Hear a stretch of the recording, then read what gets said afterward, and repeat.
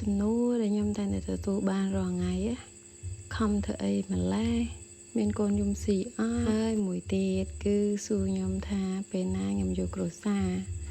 អ្នកទាំងអស់គ្នាមិនមែនខ្ញុំមិនចង់យកទេខ្ញុំក៏ចង់មានគូដូចគេដែរគ្រាន់តែថាខ្ញុំមិនទាន់ជួបមនុស្សដែលខ្ញុំត្រូវចិត្តអញ្ចឹងណាមនុស្សយើងម្នាក់កើតមកមិនមែនអត់គូទេគ្រាន់ថាចិត្តយើងរៀងខ្លួនអ្នកខ្លះថាត្រូវបណ្ណាយគេដេញចាស់ទៅអានេះបុរាណណាជំនឿតែសម្រាប់ខ្ញុំវិញខ្ញុំអត់ថាអីទេខ្ញុំថាចិត្តរបស់ខ្ញុំនឹងឯងសំណួរដែលគេសួរខ្ញុំថាខំធ្វើអីមានកូនយំស៊ីអត់ខ្ញុំអត់មានកូនយំស៊ីទេប៉ុន្តែខ្ញុំមានបងមានប្អូនមានក្មួយមានម៉ែមានពុំរងាយខ្លួនមួយទេចុះខ្ញុំនៅជាមួយបងនៅជាមួយម៉ែអញ្ចឹងណាហើយការខំប្រឹងរបស់ខ្ញុំនេះក៏វាមិនបានជោគជ័យផ្លែផ្កាអីប៉ុណ្ណាដែរគ្រាន់បានតែចិញ្ចឹមឆ្នាំងបាយរាល់ថ្ងៃហ្នឹងទេតែខ្ញុំអរគុណខ្លួនឯងដែលខ្ញុំឈានដល់ចំណុចនេះទោះបីខ្ញុំមិនតាន់ជោគជ័យធំដុំដូចគេក៏ប៉ុន្តែខ្ញុំអាចរកខ្លួនឯងឃើញអាចថា 40% ហើយត្រឡប់មករឿងអនាគតវិញគូសកលខ្ញុំរួមមិនទាន់ត្រូវចិត្តដោយសារអី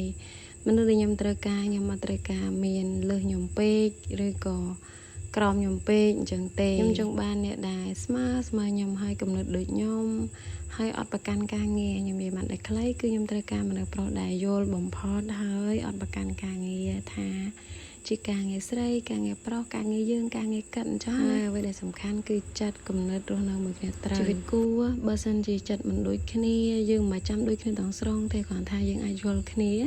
50ណាអញ្ចឹងយើងអាចនៅមួយគ្នាបានហើយ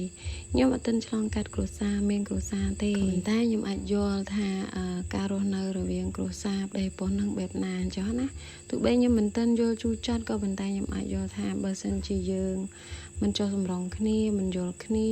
មិនផ្ដល់សិទ្ធិឲ្យគ្នាវាពិបាកដែរថាអញ្ចឹងបើសិនជាខ្ញុំអត់ទាន់ជួបមនុស្សប្រុសបែបនោះទេខ្ញុំក៏នៅម្នាក់ឯងបើនិយាយពីការងារវិញខ្ញុំអត់ចេះប្រកាន់ការងារទេការងារអីក៏ខ្ញុំធ្វើដែរមិនថាការងារប្រុសមិនថាការងារស្រីសំខាន់អត់តែខ្ញុំឆ្លៀតពេលគឺខ្ញុំធ្វើហើយខ្ញុំលក់ដូរតិចតួចនៅផ្ទះហើយខ្ញុំឆ្លៀតពេលអញ្ចឹងមិនចាំទេអញ្ចឹងណាមិនតែខ្ញុំចាំលក្ខណៈគ្រួសារទេការងារដែលខ្ញុំស្រឡាញ់គឺការងារកាន់ប៊ិចកាន់សិភៅនិយាយទៅគឺច្បាប់បណ្ដោយប៉ុន្តែខ្ញុំ